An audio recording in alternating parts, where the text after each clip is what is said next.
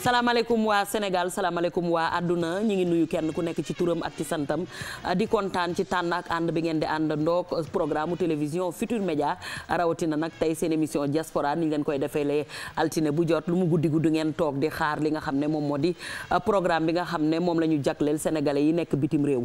bu ñu waxee sénégalais yi nekk bitim réew nag dafa nekk lien bu direct ak sénégalais yi nga xam ne ñoom ñoo nekk fii ci Sénégal képp kuy tukki ni ko woykat bi waxee dégg ngeen ko générique bi Youssouma jigéen yàgg naa way émigré ba nga xamante ne bii moom ngeen di dégg jom mooy tukki waaye fulla mooy ñibbisi te képp koo gis mu nekk à l'étranger wala boog la majorité lépp luy seen xalaat rek mooy dellu si waat ci seen réew niñ ko tàmm waxee nag am réew boo fa nekkee boo fa amulee li nga xam ne moom moo di alal di nga fa am xam-xam léeg-léeg na nga gis ñu boole ñaar ñëpp waaye li ci ëpp ci ñoom ànd ak lu mu mën a doon képp koo xam ne doomu Sénégal nga boo tukkee rek yaa ngi xool loo xam ne ay compétence nga xool nan ngay def ba andi ko ngir sam réew mën cee jëriñu loolu nag bokk na ci li nga xamante ne day dugg yàgg nañoo wax naan am mbay mooy jëmale am réew kanam loolu yëpp mooy li nga xam ne rek yu ma leen di sànni la pour won leen ki nga xam ne moom la ñu am tey comme invité moom nag mi ngi tudd Amadou Diokhane Amadou Diokhane nag depuis 1998 la nekk fi nga xam ne moom moo di États-Unis d'Amérique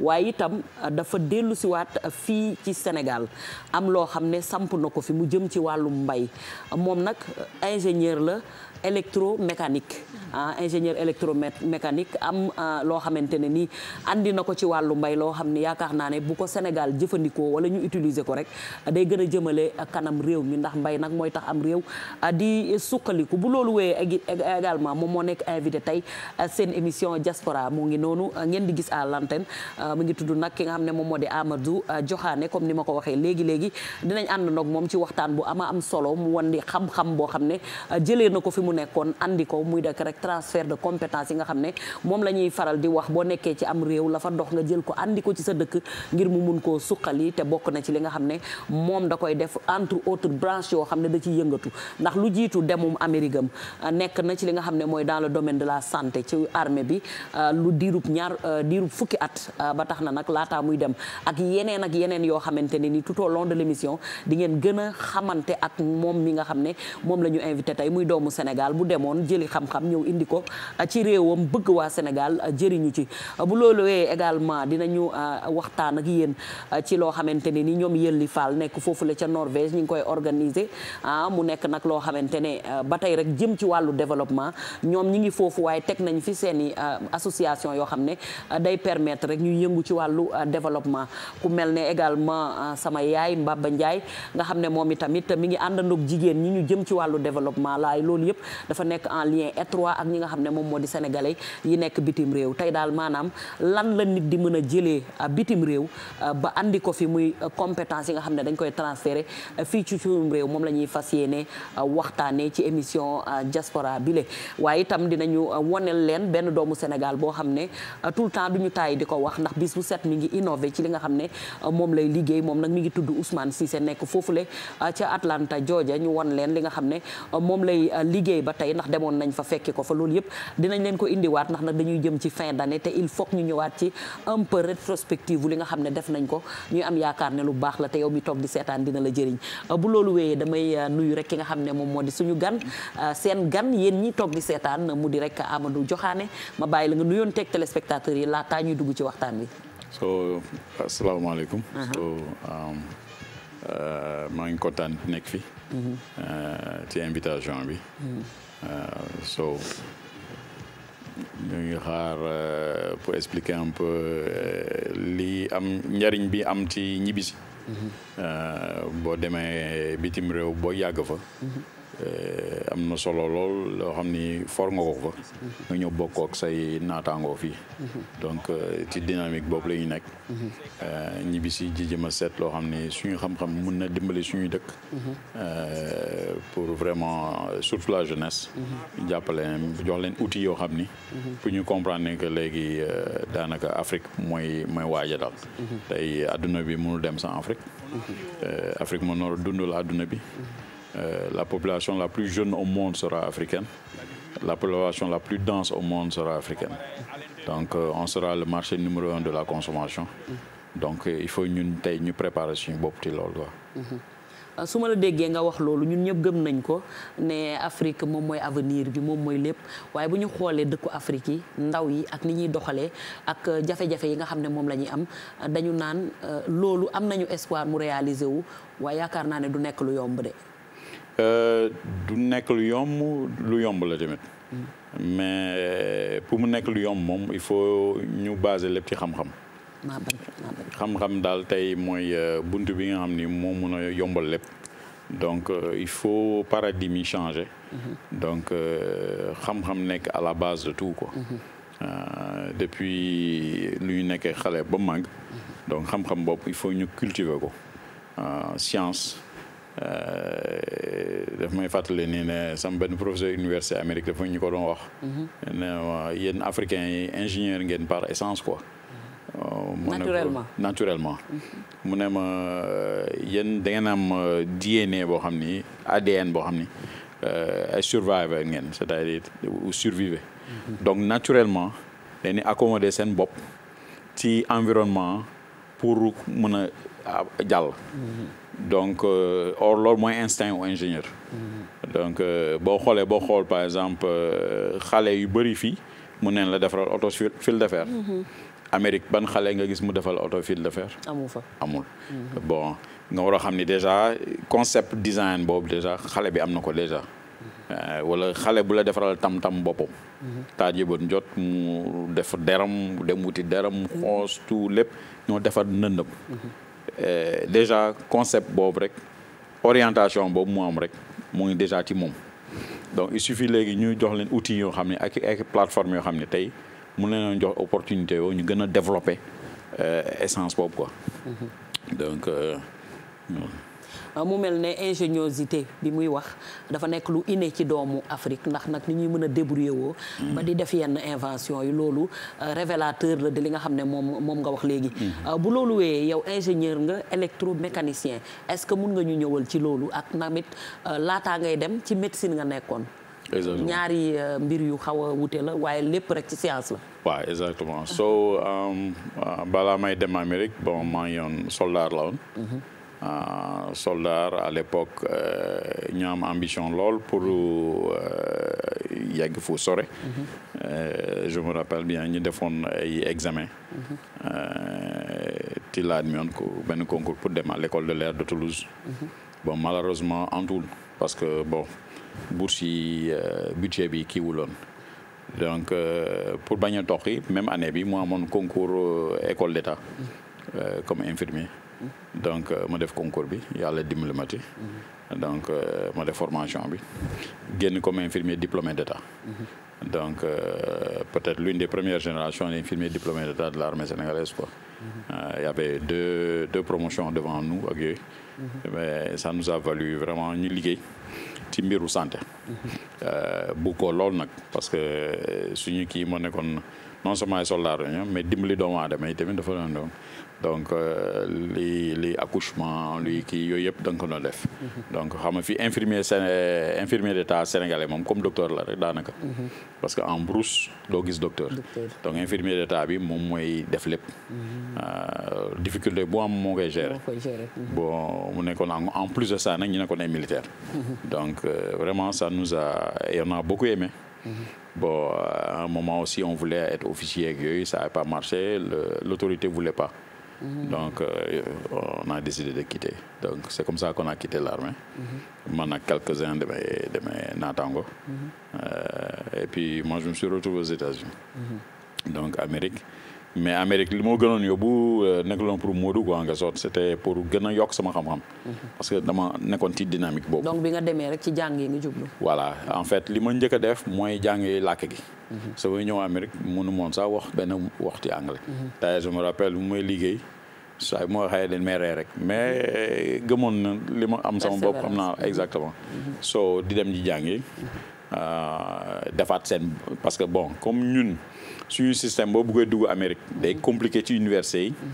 donc choix bi ma def mooy wane li ma mën. donc pour lan ci laa def seen bac. comme ni ñuy wax GED.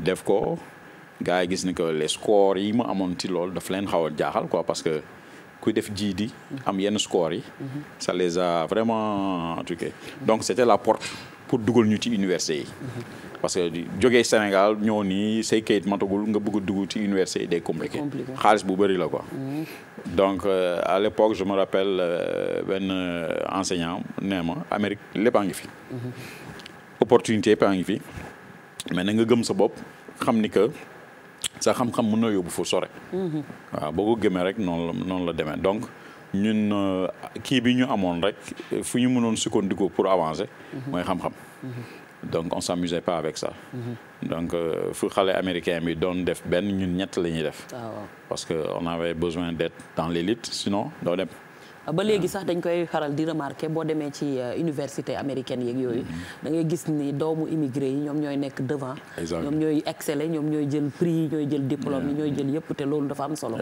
that's true so bon suñu éducation tamit macha allah parce que ñun tamit base boobu comme li ma wax au début rek base bi ñu am ñoom amuñu ko loolu donc ñu engouement bi ñu am pour jàngi pour wut xam-xam bokkul vraiment ak les doomu waa réew ma di ko am quoi d'ailleurs sax ñoom toujours dañ koy testifier dañ koy wax yéen bokku leen ak yenn africains yi yéen vraiment am na lu nekk ci yéen donc loolu tamit ñu koy sàmm ñun ci lu baax ça nous a valu des portes ay ubbeekukaay yu bëri donc fort de ça nag ci la dugg université direct access parce que en général yenn concours yi boo ko defee am yenn notes yi université seen bopp ñoo lay xëcc voilà donc c'est ce qui s'est passé bon mais dans la même mesure moo xamoon ni que du yomb donc j'ai voulu faire mes certificats pour mën a sama métier en tant qu'infirmier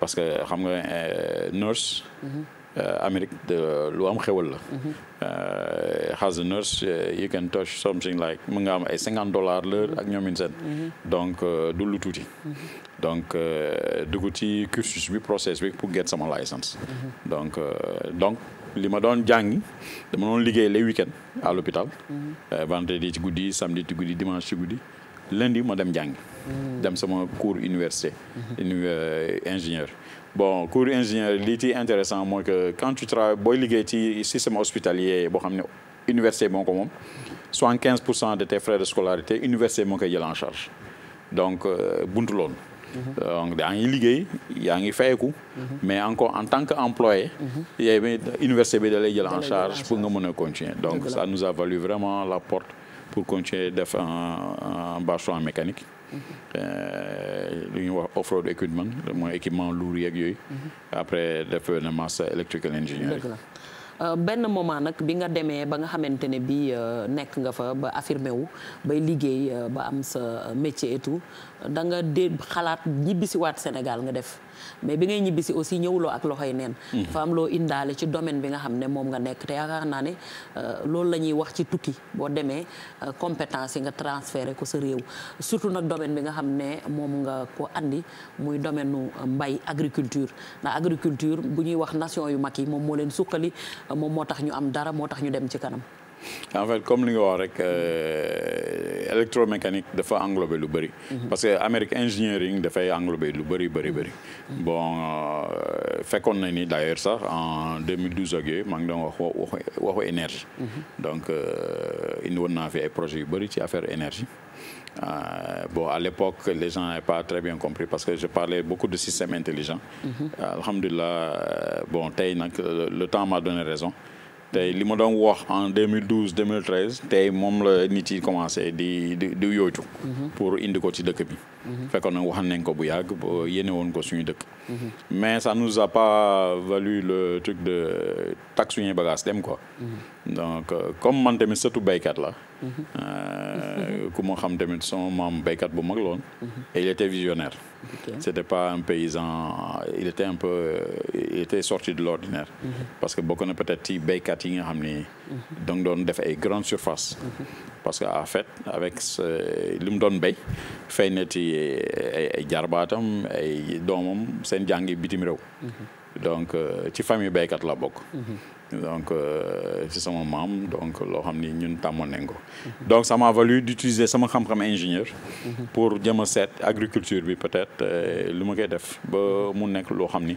lu yomb la ci doomu Sénégal. dëgg la agriculture bi bu ñu koy wax am na loo ci andi loo xamante ne xalaat la bu xam ne machine dina mën di xaw ma arroser à distance ak yu demee noonu. est-ce que mën nga ñu ci ñëwal. so bon li nit yi ko comprendre en général dañu doon gis agriculture. boo waxee agriculture mbéy fii Sénégal dañuy foog ni affaire pauvreté la quoi. donc ça c'est révolu. tey agriculture dafa ànd ak science dafa ànd ak yu bëri. li ngay gis digital bi communication yooyu yëpp dafa bokk ci agriculture léegi. modélisation financière yi tout ça yooyu yëpp daf ci bokk. utilisation de l'eau yooyu yëpp dafa bokk ci agriculture. so bu ma ñëwee tamit yàlla def ni xam-xam bi nekk fi donc dama songu institution bi nga xam ne moo gën a am xam-xam ci affaire mbéy. pour jëm a wane sama xam-xam boobu parce que mu leeroon ma ni challenge la su ma leen démontrer li ma mën baax na. dootuma sonn pour démontrer ko feneen. donc ci la songee benn appel d'offre ISRA boo xam ni appel d'offre international la woon. boo xam ni Banque mondiale moo ko financé woon sur le projet du WAP West African Agricultural Productivity Programme. so ci programme mo yàlla day dimbali ma gagné appel d'offre bi. bon bi ma koy gagné sax gars yi gëmul ñoon nii sax sénégalais war na mën a réaliser li may wax. parce que da nga leen koy présenté mais gisaguñu ko. mais seen biir xeebal amoon na ci quoi. surtout le fait que ma décidé ni que ay jeunes sénégalais laa ciy dugal. donc ci la ñuy def benn ferme la première ferme intelligente d'ailleurs du pays. def ko au niveau de Sangalkam. macha allah 100 jeunes ont travaillé dans cette ferme là. Pour l'installation des ouvrages ak yooyu. On a enterré plus de 26 kilomètres de câbles, plus de 50 et quelques kilomètres de tuyauterie. Donc, technologie de pointe. Et on a fait un bassin de 3000 mètres cubes. Et c'est des jeunes de Sangalkam yoo xam ne seen jàng yi ay CM2 la ay 3e ñoo fa nekkoon. Donc, à la suite de ça même da ngay gis ni que comment ils étaient heureux. daanaka ci liñ soog a am engouement sax ci agriculture. parce que décidé ni que ñoom agriculture nekkatee du lii. du li ñu daan béy yore charrette xomat di omat affaire yooyu quoi donc technologie boo xam ne tey machine yooyu ngay gis ay jeunes ñoo ko def. d'ailleurs fii nii ay jeunes yoo xam ni dañuy ñëwoon Canal Plus moo defoon benn bootcamp. jël ay ingénieurs ay docteurs ay banquiers yoo xam ne dañu bëggoon dugg ci agriculture. ñu indil nañ pour ñu xam une autre facette de l'agriculture. bu ñu ñëwee gis ko daal dina ñoom mosu ñu xalaat ni que lii mën na am. nga ne mooy presque première ferme intelligente boo xam ne am na fii ci Sénégal mu mel ne moom image yi ñu gis nii tamit lii lan la nii bii benn bassin bu ñu def la parce que en général fii Sénégal su gars yi di def bassin yi on dépense beaucoup d'argent ci ciment béton affaire yu mel noonu or nous on est venu avec une nouvelle technologie boo xam ne tey mën na def bassin bi prix wu bassin mun na def peut-être le tiers de li ñuy facturer aujourd'hui ci bassin. Donc on a fait un bassin de 42 mètres sur 32 avec une profondeur de 3 mètres 50. Donc qui fait un volume de 3000 mètres cubes. Bon 3000 mètres cubes yooyu mën na la permettre nga arroser benn superficie de 20 hectares pendant 3 jours. oui su dee ndox dafa coupé dara amul. lii ndox mi mënul ko bon serre yi ngay gis ni tamit. loolu l'objectif c'était de montrer un peu daal gis na système d'irrigation yi di génn. et ça c'était par télémétrie ça signifie que tey mën nga ak sa téléphone bi. di contrôler irrigation bi ak sa téléphone. waaw donc jàngal xale yi technologie de pointe la. exactement mais technologie de pointe ci wax la rek. mais loo xam ne tey c'est pas pénétrable. tey jeunes yi tey sax jeunes Sangalkam yi bu leen jàngale. dañ koy mën voilà dañ koy mën donc coding bi programmation bi tout ça dañ leen ko jàngal système vannes yi électrovannes yi tout ça vraiment dañ leen ko jàngal. et bu ma gisee système bi nga wax defe naa Afrique est-ce que bëri na fi. en Afrique ci Maroc peut-être. Maroc rek la am bon Maroc la am et encore Maroc. tubaab yi ñoo ñëw dinañ ko defaral. waaw donc c'est différent. bon marocains yi ñoo ngi ciy jàng lu bëri nag. parce que effectivement seen agriculture yëpp yu bëri espagnol yi ñoo ñëw di leen ko defaral tout ça ak yooyu. donc nous on achète notre matériel mais suñu programmation yëpp ñun ñoo koy defaral suñu bopp. jàngal ko xale yi l'objectif c'était pour ñu wane ni que y a des capacités loo xam ne war nañ ko mën ci dëkk bi. te l'idée c'était de faire de sorte que ferme yu mel nii nekk ci Sénégal bi yëpp dans toutes les régions mu am ferme yu mel nii ba pare jigéen ñi ñu dooleel leen wutal leen genre ferme yu nii ba pare jox leen ay serres parce que xam mbéyu noor yi ñu doon wax léegi mën na nag mbéy toute l'année c'est des petites serres de 350 mètres carrés yoo xam ni jigéen bu nekk mën na ci génne un chiffre d'affaires de 96 millions par an ci benn serre rek donc 300 mètres carrés du dara daanaka kër la quoi donc mu mel ne lii yëpp de buñ ko déggee xanaa actuellement mbir mi war naa avant parce que yii nga fi wax ni réew muñ ko def réew ma day ci côté mbay mi day am avancé bu spectaculaire boo xam ne am na ci au regret mooy que autorités yi bon ils n'ont pas trop applaudi dans une certaine mesure bon mais ça nous a pas fait reculer. Voilà ça nous a pas fait reculer c'est ça le mot parce que gëm nañ ni que suñu dëkk bon ñun ñoo ko moom donc du autorité boo xam ne tey bon mu neex ko bañ ko neex ñun dañoo ñëw pour jëriñ suñu dëkk waaw wane xam-xam am na fi tubaab yi mënuñu ci dara parce que école yi ñu génn tubaab yi gënuñu fa daanaka luñ fa def tamit tubaab yi defuñu ko fa donc ñun suñu ñëwee suñu dëkk nag te comme li ma la wax au début famille béykat laa bokk su ma sañoon suñu agriculture muy gën ci àdduna bi d'ailleurs sax avec le maire de Mbacké am na xalaat yoo xam ne ñoo ngi koy def pour nga Mbacké bi nga xam ne foofu laa cosaano jeune Mbacké yi jàppale leen ba ñoom tamit ñu commencé dugg ci opportunité yu mel nii donc voilà ci dynamique boobu la ñu nekk. dynamique bu am solo la 88 628 22 22 wala 88 628 20 20 mu nekk nag numéro de téléphone yi 88 628 65 65 bu ñu dégloo récit bi nga xam ne suñu invité seen invité wax na ko day rejoindre rek li nga xam ne moom la ñuy wax di ko prôné ci émission bi mooy que doomu Sénégal dem à l'étranger jëli li nga xam ne lu baax la fa mu jël ko implanté ko indi ko wane ne compétence du nationalité nit ku nekk da ngay am sa compétence bopp et que war a mën a ñëw jëriñ sa réew mais souvent li ñuy faral di déplorer mooy que nit ki day ñëw àndaale xam-xamam indaale ay projet am mais li nga xam ne moom moo ci war a topp ni mu war a fluider day nekk loo xam ne lii lu compliqué la et yaakaar naa ne loolu nag war nañ cee mën a remédier pour que population yi dëgg-dëgg war a mën a bénéficier wu ci li nga xam ne moom la nit ñi di jógee bitim réew di transférer ci réew mi. tey maa ngi doon dégg président Macky Sall ci benn kii tey la muy waxu science ak yooyu. Effectivement je me rappelle en 2009. 2009 ñëw nañ fi. doguma la nga yeggali foofu ñu jël téléspectateur bi nekk en ligne allo. allo Kep. waaw salaamaaleykum. maaleykum salaam noo def. maa ngi sant yàlla bu baax tur bi nan la ak foo ñuy woowee.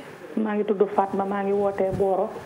waa ñi ngi lay nuyu di nuyu waa Mboro yëpp Fatma. ñu ngi lay fay. waaw yow rek la ñuy déglu. waaw maa ngi tudd Fatma di wootee Mboro.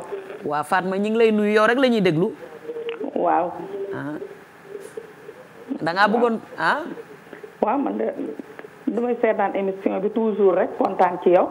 ay waay fii la ëppee. wallaahi. fii la ëppee kontaan nañu bu baax Mboro de buñ ko waxee moom yaakaar naa ne li ñuy waxtaanee. waaw teraanga da laa bëggoon yaa ma teraloon daaw. waaw léegi xam naa ci xéwali nga bëgg. waa xéwali waaw. waaw léegi xaaral ñoom per bu xar ñoo topp ci lii dégg nga. incha allah waaw incha allah Fatma yàlla na la sunu borom jàppale nga am ci yëpp nga xam ne moom lañ fi teg pour yéen. jërëjëf ñu ngi koy jaajëfal bu baax mun ngeen a woote participer ci émission bi nga xamante ne moom moo di seen émission diaspora mais tout juste après dinañ ñëw ak yéen ci li nga xam ne moom moo di xéwali ak programme bi nga xam ne moom moo ci topp ma bàyyi la nga eggali en 2009 li président Macky Sall waxoon. so comme li mu wax ci mbiru science parce que ñun bi ñu dem Amérique daanaka ci lañ soog a laal ordinateur. man mosuma am ordinateur. bi nga nekkee fii mosoo ko am. donc parce que à l'époque en 98. développé gu c'était pas combien de familles ñoo mënoon am ordinateur seen biir kër. c'était pas aussi développé. exactement c'était un truc de luxe. yàlla def bi ñu demee nag suñu premier salaire yi suñu premier paycheck yi. donc dañoo fexe ba jënd ordinateur. pour jëm a jàngi comme li tubaab yi di jàngi tamit parce que je me rappelle daana def cours maths. gars yi su ñu def seen matrice booy tubaab yi di ko def ak seen machine ak calculer man sama loxo laa ko doon def donc professeur bi affaire da ko doon jaaxal quoi le fait que nga jël matrice calcul matriciel mu koy def ak loxo ma ne ko ñun Afrique loolu la ñu am amuñu machine yi ngeen di programmer. to ñun suñu bopp bi la ñuy utiliser. wallaay xarañ rek. te quand les notes sortaient on avait les meilleures notes. affaire bi jaaxal leen donc comme lu wax. yàlla def période boobu mu amoon benn logiciel bu génnoon bu tudd tout ce qu'on appelle CAD. Computer Aided Design. lépp luy conception assistée par ordinateur. c'est-à-dire luy bâtiment luy design yi ngay gis yëpp. mun nga ko def ci ordinateur balaa même nga koy defar. kër mun nga ko def ci ordinateur lépp lu méngool ci kër gi nga def ko balaa même muy nga koy tabax. donc siège bi nga toog nga design ko ci ordinateur bi. balaa même nga koy donc mu nekk outil bu ñu passionné woon parce que bu ñu nekkee xale ñun fii Sénégal boo xoolee xale yu bëri dañoo mën dessiner. xale yu bëri mën neen bañ a ay école. mais boo xoolee dañuy toog classe. c'est de grands dessinateurs mën neen sax di dessiner seen professeur. donc intelligence bi am na. donc imagine outil bu mel noonu ñu jox ko xale boobu nga xam ni math bi neexu ko. entre guillemets. parce que amul attraction ak professeur am. mais dessin am na ko kon c'est nga war a xam ni intelligence bi a ngi fi. donc jox ko outil boo xam ne moom mën na utiliser ordinateur pour dessin boobu mu koy def mu jëriñ ko. donc ñu ñëwoon benn programme boo xam ne à l'époque ñun on était comment ça on avait gagné un prix. Avec la compagnie bu tudd Autodesk. donc Autodesk daal di jël les meilleurs de toute l'Amérique ñu dajale leen San Francisco.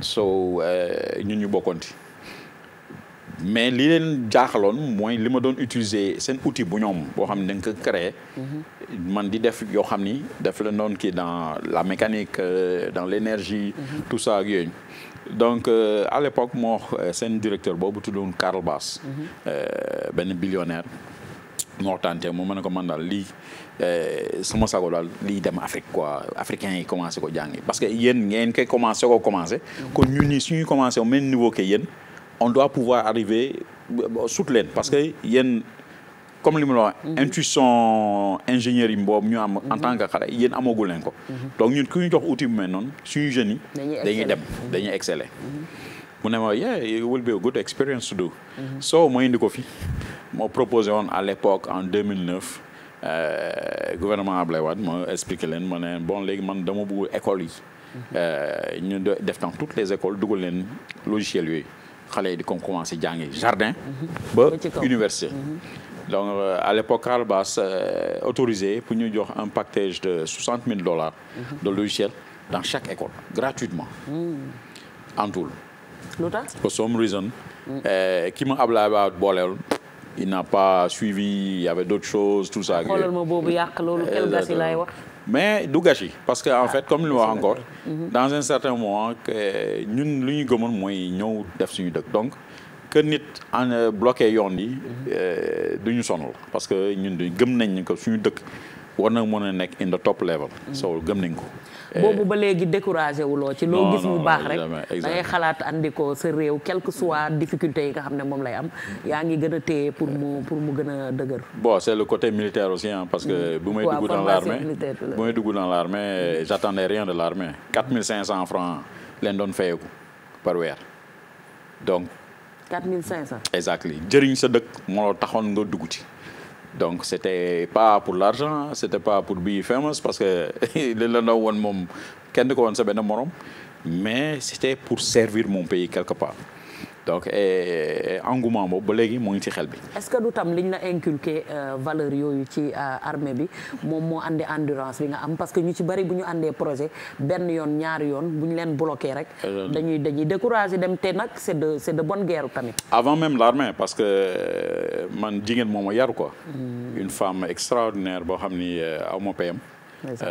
ma mère. Qui était laborantine à l'hôpital à Berroyer, était chimiste et tout. Mais waaw ba retraité tout ça ak yooyu je la salue au passage d'ailleurs. mais jigéen boobu moo nekkoon suñu comment ça suñu kii daal suñu motivation. so on n'avait pas le droit de comment ça de la décevoir. te comme li ma la wax je me faisais un prix d'honneur pour jamais la décevoir dans le sens où musul jël tutoring nit bu ñëw jàngal ma kër ga. parce que man dama doon xalaat ne su nit ñëwoon di ma jàngal xaalis boobu muy utiliser xaalis boobu moom mun na ko utiliser ci leneen. donc pour dundal ñu sax d'ailleurs. mais su waxee ma ne ko yaay bàyyi rek kii kay sama waa classe moom duñ ma raw. et effectivement sama morom yi may seetaan xam neen ma. donc classe moom kenn musuma raw. Et pourtant, on n'avait pas tous les moyens du monde. On a grandi au plateau, dans des conditions vraiment difficiles, mais elle s'est toujours fait un honneur pour dundal ay doomam, jox leen valeur yooyu quoi, valeur muñ, valeur ñefe. Donc voilà, donc valeur yooyu sax moo yombal sax suñu yoon ci biir armée bi. Donc quand on est venu dans l'armée, c'était un cadeau quoi, parce que on avait une femme générale dans la maison. Donc you know. So, fort de tout ça, donc ça nous a renforcé dans l'armée en plus. Mais comme lu wax logiciel yooyu tey suñu institution yi tey war nañ ko utiliser parce que tey suñu xale yi suñu leen joxoon tout lu mel noonu dans tous les domaines dootuñu dugg ci géej gi. te dañ ko naroon a am. Exactement ba léegi c'est pas trop tard parce que ñoo ngi ci yoon bi ñun. moo tax tout ce qu'on fait. dañuy jëm a def loo xam ni dina basé wu ci transfert de technologie. def ba nga xam ni xam-xam bi is not about just the money. léegi du fortune la ñu wut ñun passe nañ fortune parce que Amérique amoon nañ fa lu ne. suñu ñëwee legacy bi mooy sama ñett doom yi jigéen yi sama jarbaat yi di gis ni que vraiment. seen papa am na lu mu def ci dëkk bi. C'est dans cette dynamique-là on s'est vertué à faire certaines choses passer le relais aux jeunes ainsi de suite et aller dans les villages par exemple moi je fais des adductions d'eau dans 3 villages chaque année. ak sama xaalisu bopp kenn yëguma. waaw village waa ngi may dégg. donc may gis ay villages yoo xam ne amuñu ndox mu ñëw may leen ndox defaral leen. Avec mes propres moyens dugal leen ci ñu liggéey ñoom. Et puis bon la formation c'est la même chose fépp ñu mën a dimbale. dëgg la mu nekk lu am solo ndax bu ñu la déggee ci sa récit éducation de base d'abord ensuite armée bi nga xam ne forgé na la loolu permettre na la ba bi nga demee ci jàngi ña nga doon jàngandool yabuñu la benn yoon ndax fexe nga ba dabu leen ci même bu fekkee ne moyens yi toppul mu mel ne àdduna lépp du xaalis lépp du moyen wante ingéniosité bi nga xam ne am nañ ko ak bëgg tekki fi niveau bi mu toll rek tax na ba ñu mel ni yow yaakaar naa ne li nga xam ne andi nañ ko fi dafa war a jàll comme leen à la poste parce que nit ñi dañ ciy jëriñu comme ni nga ko waxee xale yi ñàkk moo tax ñu dugg ci gaal geeg yeneen ak yeneen kon Sénégal am na ay compétences yoo xamante ne ñi ngi bitim réew waaye lépp lu ñu xalaat pour andi ko fi rek bu ñu ñëwee tam nañ leen ko yombalal mu fluide lu mel ne projet bi nga xam ne am na ko mu jëm ci wàllu mbay mi foog naa ne actuellement dafa taxaw.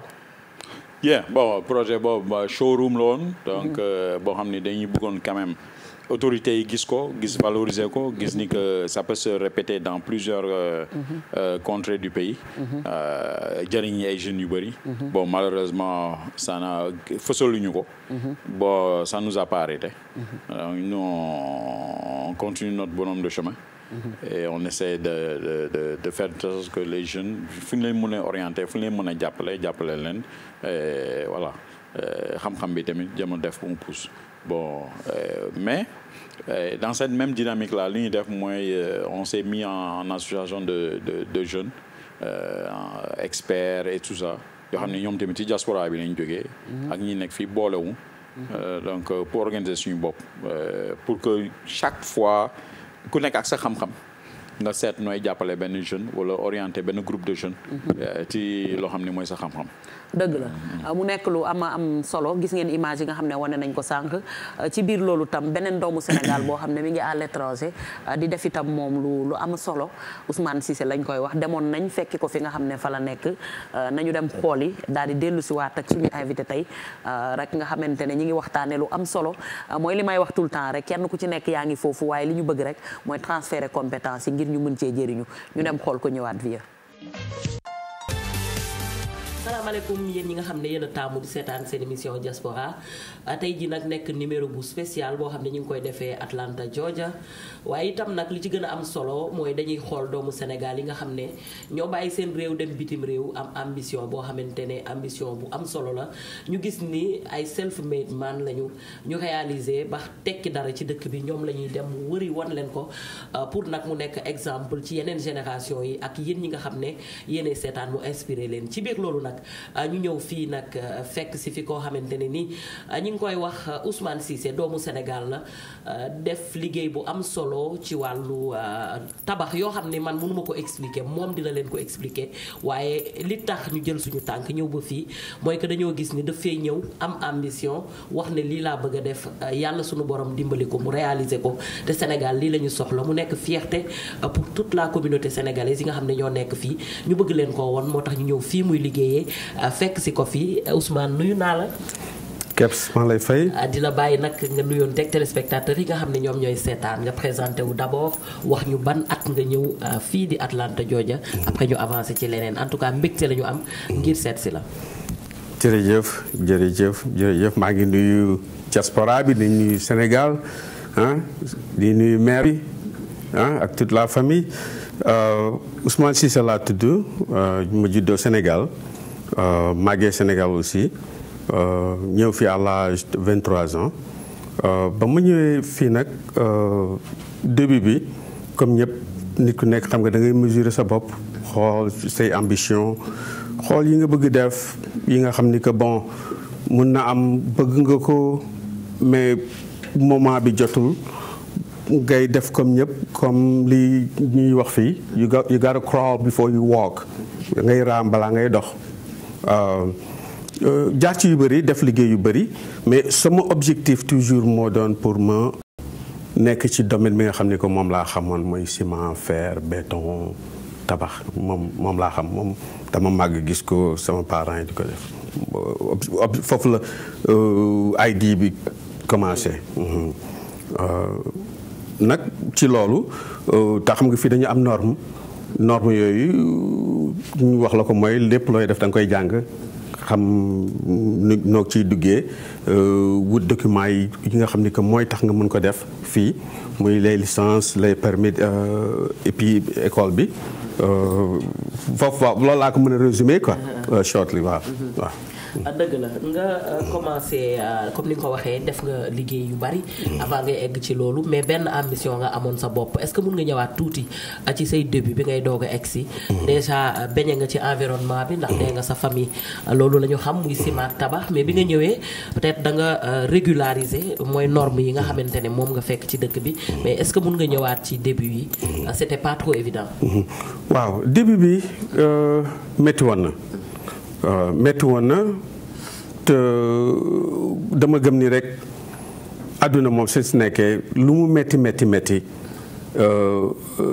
soo xoolee sa ginnaaw gis ko la gën a méttile donc dama jël toujours ni ñëw naa liggéey bu nekk def na man métier bi may def fii ba ma ñëwee tout au début compagnie bi ma njëkkoon di liggéey man maa ngi fa commencé métier bi mu fa commencé mooy lu ñuy wax warehouse coordinator mooy lépp lu ñu soxla ci matériaux yaa lañ koy indil donc kooku daf ma doon jox idée pour ma xam lépp lan la bois ciment fer carreau donc daf ma jàngal toujours hands on mooy li nga xam ni que matière boo xam ne soo ko laalee xam ne lan la loo touche bi nga laal ciment xam ne lii ciment la xam ne lii vinyl la mooy plastique la nga xam lii verre la mooy glace bon ci loolu laa commencé di liggéey nag bañ a xool affaire xaalis parce que nit moom soo bëggee dara doo xaalis bi sax doo ko xalaat da nga liggéey bañ nit ñi sax dañu naan waaye yow li ngay liggéey mais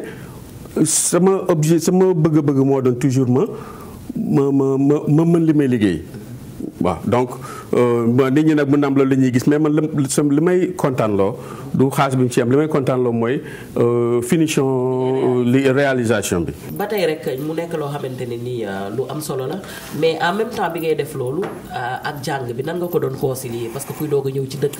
xamagoo fi dara. c'est pas évident am nga ambition d'abord mais nee nga passion bi moom moo la nourrir. ba nga mën a continuer li nga xam ne moom ngay def. mais également da nga dem di ko jàng.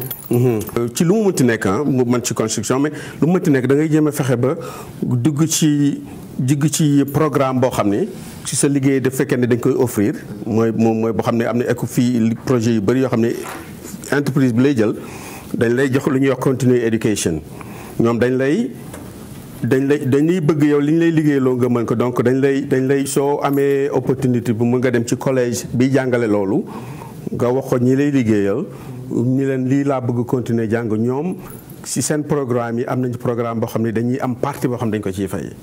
ok donc noonu la metti woon na liggéey naa lu yàgg loo xam ne que damay liggéey rek pour fay samay facture xalaatu daa j'étais jeune amoon jabar doom ak yooyu mais dama doon liggéey rek pour dund waaw amoon ay millions ak yooyu waaw affaire yi dara du des parfois day manqué sax day manqué bon mais sant yàlla rek quoi sant yàlla waaw.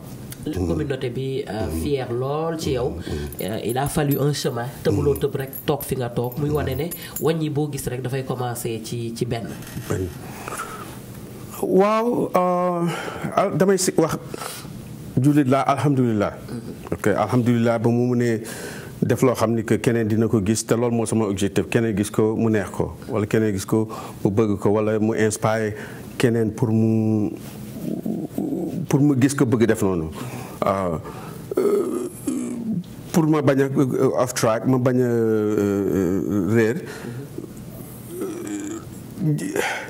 xam nga na laa ko mën a expliquer mais nekk na loo xam ne ba léegi jeexagul ba tey damay jàng ba tey nii ba tey damay xool dinaa jàng ci ñëpp dinaa jàng ci yow ni ñu toogee ci waxtaan mun naa ci jàng dara mun naa jàng ci ñëpp donc pour man gisaguma mun na am nit gis ma fii mais man toujours yaakaar naa ni war naa gën a def war naa gën a yokk man loolu laa sentir personnellement.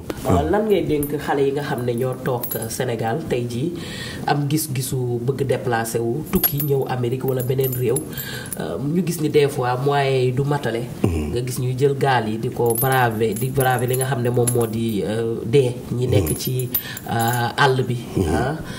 lépp lu ñu bëgg rek mooy tekki moo leen motiver. mais yow fi nga toog nii ban message nga leen mën a lancer. problème bi mooy xaalis bi ñàkk foon du ñu war a def rek mooy jéem a xool dañ la ñuy encadrer jeunes yi wan leen méthode yoo xam ne su ñuy ñëw fii dañ fi ñëw mais dañ fi ñëw pour liggéey wala dañ fi ñëw pour vacances. man j'ai des clients yoo xam ne que Afrique la ñuy jëlee seen xaalis di ñëw di liggéey fii bon dañuy dépenser ay millions de dollars pour ma tabaxal leen kër ñeneen ji pour ma defar leen seen kando yooyu donc xaalis bi ñàkk fa voyager baax na. génn xool leneen gis leneen créer loolu moom mooy indi tey sax affaire bi nii am ñuy Europe ak Afrique ak Asie Amérique nord sud mais il faut que ñu jéem a xam ni que aussi ba internet amee ba léegi àdduna lépp fépp ñëpp dafa tax àdduna bi kolewu tey mën naa jël sama bureau bi jël ko yóbbu ko Sénégal teg ko fa su internet amee mën naa liggéey ak samay clients yi nekk fii. dañuy jël opportunité technologie pour transférer délai bi nga xam ne que amoon nañ ko retardement bi nga xam ne amoon nañ ko ñu utiliser loolu pour rattraper ko te mën na nekk. maa ngi lay remercier aussi parce que affaire bi dina tax que ñu bëri aussi gën a xam ne que jéem a ngi foofu Sénégal comme ça genre yow ni ngi innovation bi nga def su ko gars yi doon def ci yeneen domaines yu bëri nit ñi waaw gars yi génne yi nekk ci kii bi génnee ko ñu bëri dinañ mën a exposer wu dinañ mën a aussi wax seen frustration dinañ mën a wax seen problème dinañ mën a wax seen lépp daal donc man noonu laa ko gisee vraiment maa ngi lay remercier quoi vraiment. mu nekkoon nag Ousmane Cissé di sénégalais boo xamante ne moom itam mi ngi dëkk Atlanta Georgia moom itam nekk koo xamante ne jàmbaar la ci li nga xam ne moom lay def ba communauté sénégalaise bi ñëpp respecté ko am fu ñu ko teg ci fonk boppam ci liggéey am ay employés yoo xam ne employés américains la ñu dëkk ba muy wane rek ne sénégalais fu mu nekk rek mi ngi fay def yu am solo te li nga wax dafa dëppoo ak li nga xam ne li nga wax yëpp pratiquement moom la wax te gisewu leen sax lan ñu bàyyi la nga réagir par rapport à li ñu doon xool léegi. so may take opportunity bi to say hi to waa Atlanta yëpp. parce que foofu laa njëkk a teere daal ci Amérique daanaka. fa nga njëkkee waaw foofu laa njëkk a jàngee. from there ma dem Baltimore et tout ça liggéey fa Baltimore dem kii donc comme la wax rek. comme li mu la wax rek sànq Amérique benn atout la ñu am mooy continuing education bi mu wax. c'est-à-dire jàng bi du taxaw.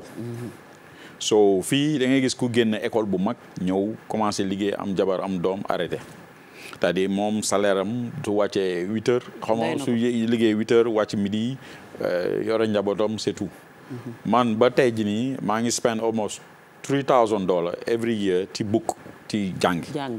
ba tey yaa ngi fay pour ba tey c'est-à-dire jàng lu weesu. non c'est-à-dire dugg ci internet parce que affaire yi day changé. et puis day gaaw rien n'est figé rien n'est figé.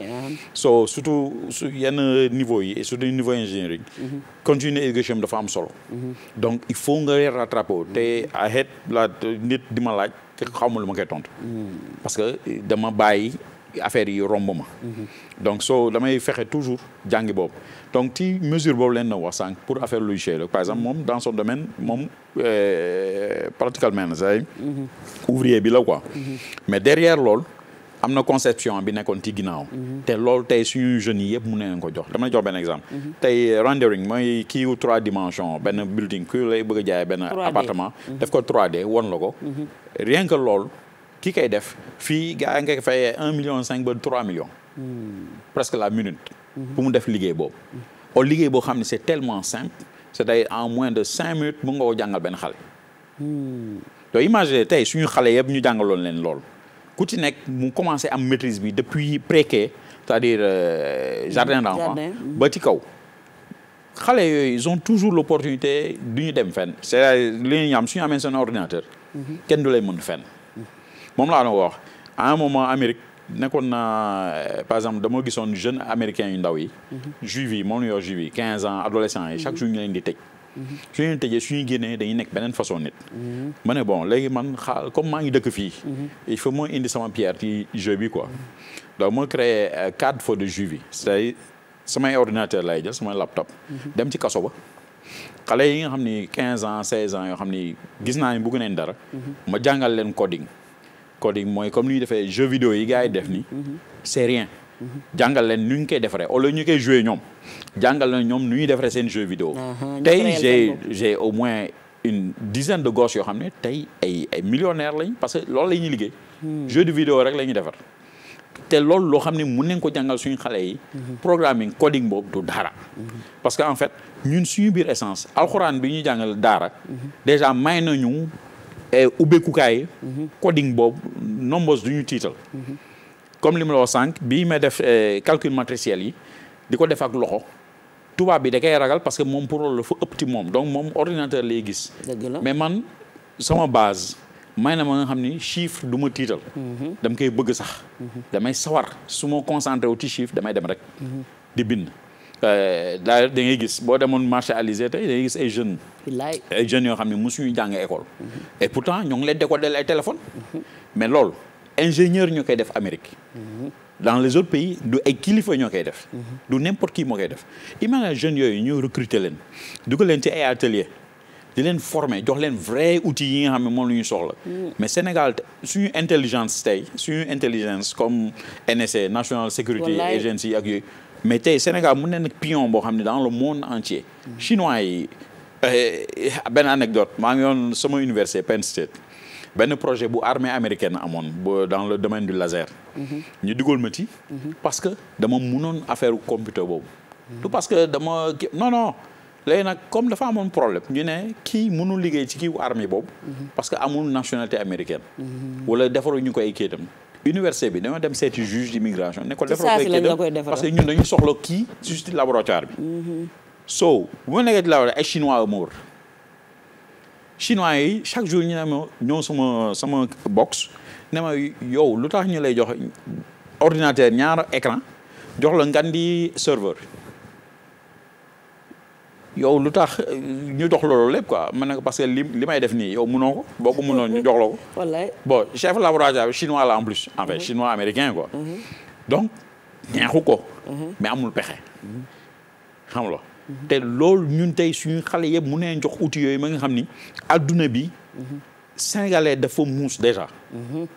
ay outils yu simple la.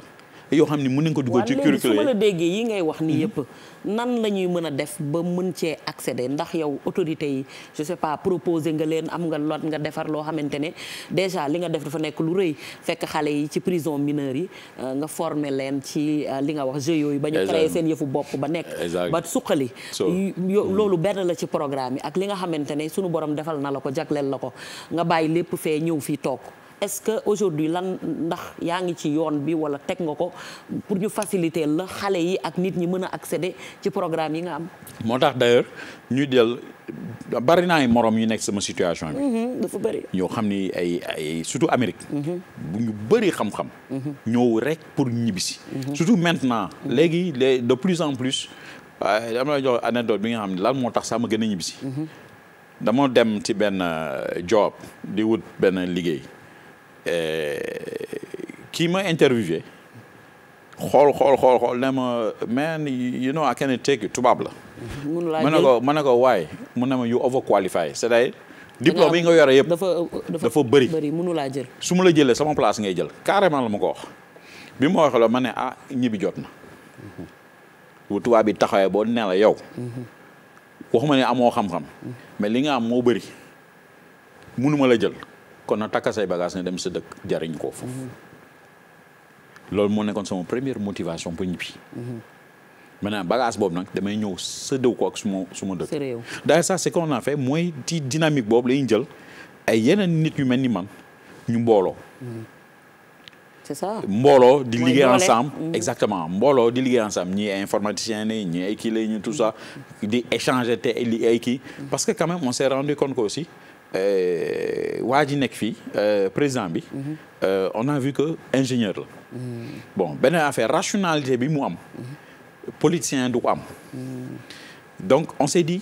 kii this is the right man for the job so d'ailleurs sax di nga ko gis c'est pas tout parfait mais seen li ngeen dajale noonu bi ngeen ñëwee est-ce que rencontré ngeen ko gisante ngeen non rencontré ñu ko parce que suñu objectif du impressionner ko ak ñoom suñu objectif xam mooy pour que mu yombalal leen exactement waaw dina ñëw parce que ku nekk loo gëm rek et puis comment ça va lu xam nga ñun indiwuñu ay brochure tey ku dem Sangalkam di nga gis li ma fa def du dëgg donc ku dem feneen Antwerp ak yeneen yi ma fa def di nga di gis li ma fa def c'est-à-dire du loo xam ne dama la ko ñëw nettali bu nga doxantu ba foofu gisal ko sa bopp donc tey ñun ci dynamique boobu la ñu nekk ñëpp ñoom bi suñu benn frère bu baax boo xam ni moom moo coordonné la muy Moustapha Kane waaw ndeysaan koo xam ni vraiment jàmbaar la moom jàmbaar la daal di gis ni que ci mi yëngu moom moo bari exactement mais moom il a compris que coordonné esprit boobu expertise boobu seet ñoo xam ni vraiment dañu yéene seen dëkk jàmm bon ñu gis ni que leadership borom dëkk bi man j'ai jamais voté d'ailleurs parce que temps yi voté di am militaire la boobu militaire daaw ñu voté donc mais léegi militaire dañuy voté ah non you know what I'm saying bon dara amuloon ba léegi ba just wax la leen rek we know that is a right man for the job so ñun à notre manière ñoo ngi jëm a développer loo xam ni cordon boo xam ni genre shadow cabinet la c'est-à-dire ñoo xam ne ñoo ngi ci ombre bi mais ñoo ngi jëf yoo xam ni day jëriñ dëkk bi bon ci biir loolu tamit on a compris que xaalis mooy affaire yëpp donc li ñu ko comprendre mooy que day d'ailleurs sax man bi ma paree yenn jàng yi ba kii dama ne man sax du ma ñëw Sénégal fekk fi sama papa bàyyil ma fi $1 milliard ne ma am yow laa ko bàyyil déedéet xamuloo donc fallait ma dem jàngi fan la xaalis di génn nu xaalis di tourner ci àdduna bi foo wutee xaalis noo koy defee donc ci laa dem à l'époque Wall Street daal di crash donc waa Wall Street remarqué ni que fii am nañ problème parce que ay NBA rek la ñu am mais ñi xam-xam dëgg ci affaire finance amuñu ko ci la Wall Street daal ne léegi su lii weesoo il faut ñu jël ay ingénieurs ay mathématiciens ay statisticiens boole leen pour ñu téye Wall Street ñu créer ay programmes yu ñuy waxee quantitative modeling nooy liggéey xaalis nooy defee structuration financière pour xaalis génn loo xam ne par exemple projet bu ñëw tey mun neen ko def de telle sorte que xam ne fi ñu jëlee xaalis for exemple tey maa ngi koy wax keroog bi muy déggee état bi di jooytu affaire table banc et puis je truc en même temps sama grand frère bu baax ndeysaan à l'époque bu gaañu temps yi Amadou Bekay Diop bu nekkoon maire Ross Bodios moom mag la ku baax donc bi mu ñëw seet si ko ne ko mais man dama dégg ni Sénégal dañu am problème te ay problème table banc fait mu ne effectivement fu ne dafa metti état bi yoruñu xewal yoruñu xaalis boo xam ne kii ma ne ko man lu ma mën a def mu ne looy mën a def kii donc ñun ce qu'on a fait ñu dem dëkk ba dem Gabon gis na Gabonais am ay problème ci seen scieries yi mu am su benn waaye indien ma gis na que dafa bëgg a tëj scierie mu ne dama la ko bëgg a jaay ma ne ko non bu ma ko jaay sa scierie par contre mun nañu utiliser sa scierie bant yi pour sama dëkk mu ne ma ci naka mu ne ko nañ defar ay table banc ay kit de table banc indi ko Sénégal mu jëriñ Sénégal yow mu sauver sa scierie mu ne ma léegi lu ñu def Sénégal amul xaalis ma ne ko non man mun naa wuti xaalis yàlla def nañu ba ñu wut xaalis ci benn institution financière internationale bu paree tey dugal $5 millions rien que pour ay table banc xaalis boo xam ne dañ koy may Sénégal mais dina tax ba borom usine bi nga xam ne dafa waroon tëj après usine am du tëj mais dina tax mais bi ci gën a neex mooy que dañoo décidé woon ak sama benn frère bu tudd Charles Guissé ñu jël ay commencé table banc yi par exemple su dee Géejuwaay moo waroon am 50,000 table banc ñu ne waa Géejuwaay kese ñooy monter kit yooyu su dee Thiès la waa Thiès kese ñoo koy monter donc ay jeunes yi ñuy boolee en tout jàngal leen ñuy monter table banc yi rapidement xam ngeen lan la yéen ñi daal ku mel ne yow ak keneen surtout yow nañ la jëliñoo la à la hauteur de li nga xam ne moom nga andi tey mënuñoo wax lépp sax ci émission donc dañuy ciy jël rek via am na photo boo xam ne mun nañu ko tegal également nga wax ñu yan circonstance la woon parce que quand même ci président États-Unis Bill Clinton la woon ñu gis la nga nekk ak moom c'était dans quelles circonstances ak bii daf ma gis t-shirt laa sol nii parce que maa ngi université boobu di defar di préparer sama thèse ci benn kii bu ñu woowee biodiesel 20 c'est américain yi dañoo créé benn carburant boo xam ni ci diw desetu diw dañuy defaree carburant dégg nga desetu diw donc sekel yeeg yooyu par exemple boo toggee si ceeb bu jën ba mu kii diw boobu nga bëgg a sànni ñun dañuy jël diw boobu dajal ko def ci carburant donc ñu koy woowee B20 B20 yàlla def sama thèse si loolu loon fallait ma jël benn tracteur ma jël diwlin mi nga xam ne moo nekkoon réfectoire université bi chaque jour su gars yi wàccee ma ñëw jël diwlin boobu am nu ma ko defaree ba génne ci carburant su ma génnee carburant day naan déchets yi saabu lay nekk. te loolu yow mi yaa koy def. waaw boobu laa expliqué sama thèse la déchets yi saabu lay nekk saabu bi moom tamit dañ koy jël jàngal ni ñuy defaree saabu et tegal process bu simple so any diwlin boo mën a am day segal ñoo ngi waxu gerte tey mun na nekk situation boo xam ne tey suñu tracteur yëpp mun neen dox ak diw boo xam ne ci gerte gi la jóge tracteur yi dox ak diw yëpp exactement donc man sama objectif moo nekkoon jël benn moteur allemand bu tudd benn moteur Deutz benn tracteur Deutz transformé ko ba nga xam ne carburant boobu ma defar mooy dundal tracteur bi dëgg la moom mu ñëw université Penn State yëg affaire bi ñu ne ko benn jeune africain la affaire bi nag ça la parce que en général dans les universités américaines africains yi nit ñu di bëriwuñu ci ingénierie yi dañ nekk ci ay yeneen branche yeneen filière waaw mais ingénieurs yi some high level boobu bëriwul soo mu am curiosité mu ne non il faut ma dem gis waa ji kan la mu ñëw fii muy expliquer di ne l'un des plus bons voyages qu'il a eu mooy tukkeem ci Sénégal dëgg la dama ne you from Sénégal ma ne ko yes mu ne man is amazing and you doing all this ma ne ko yeah mu ne man I need to ba léegi on est en contact ba léegi ba tey ndeysaan ba tey. so fondation Clinton am naa ci li may liggéey ak ñoom ak tout ça so di looloon ci garage bi la ma fekk garage université bi exactement ma nekkoon suuf tracteur mu ñëw génn ma fa di wax waaye so en tout cas lii la ñu soxla ci doomu Sénégal ndax tey li nga xam ne moom la ñu waxtaane li fi rote yëpp xam-xam la mu mel ne àdduna bii ñu toll ak fi ñu jëm yëpp xam-xam moom moo koy doxal te comme ni nga ko waxee rek fi nga jóge ak fi nga nekk jàng du wees waaye jot na ñu gën a spécialiser xale yi ci base bi d'abord ci éducation comme ni nga ko waxee réew mi bu ñu nee xale bi mën na dessiner ñu ne nilaar yi ñooy dessiner te dessin du matière te xale bi lépp lu mu mën muy opportunité lu mu am lu ndaw rek ci compétence war nañ ko mën a exploiter ba defal la spécialisation kon yaakaar naa ne tey jii émission bu enrichissante la mënuñoo wax lépp sax ndax am nga yeneen corde à ton arc commencé ko tamit ci éducation bi li nga xam ne yaa ngi ko ci ñu ngi ko ci waaj a def muy table banc yi ndax ba léegi suñu réew ñu ngi ci abri de fortune ci jàng ci 21e siècle bi nga xam ne ci la ñu nekk kon ñu mel ne yow dañu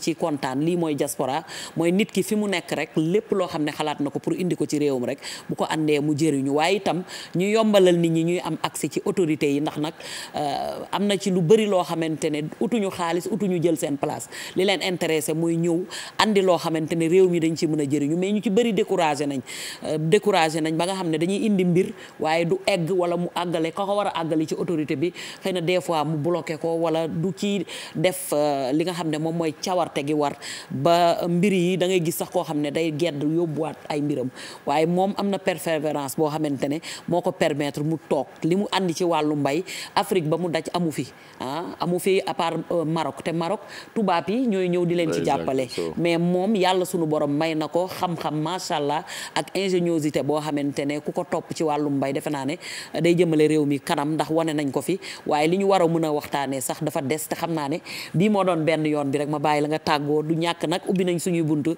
saa boo amee opportunité pour ñëw communiquer rek TFM ubbil na la bunta mi pour nga ñëw communiquer kontaanoon nañ en tout cas ci am la ci plateau bi en tout cas kontaan naa et puis damay profiter ci honneur kii bi tamit pour remercier ñëpp et puis mbëbët bi ñu am surtout ci affaire école bi parce que ki ñu accueilliroon muy Amadou Bekaay boobu tey ce serait à sa mémoire daal bëgg naa loolu antu ba nga xam ni parce que moom daf ko gëmoon commencé di dox ay jéego